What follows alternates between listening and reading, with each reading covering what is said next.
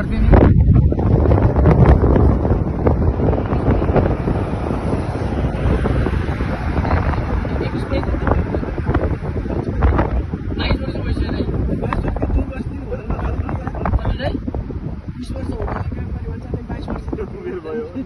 मैले 15 वर्षदेखि 20 वर्ष भने दाइ अनि 5 वर्ष काम गरेँ त मैले उठाउन अहिले पनि भन्छ नि 30,000 दिन्छु आइजो डिजाइन हानेर आइजो भन्छ। अब घरमा कुरा गरेँ यहाँ त 20,000 पनि बच्दैन घरमा भनेको मान्दैन त्यो तपाईँले एकदम राम्रो छ।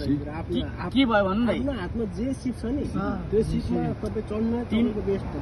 6 महिना मैले भाडा मागेँ नि त्यसपछि एकैचोटि प्रमोसन कहाँ पुग्यो कि एकैचोटि म त्यसपछि काउन्टरमा भयो क्या दाइ। त्यसपछि के को 100 को पावर भयो नि त होइन।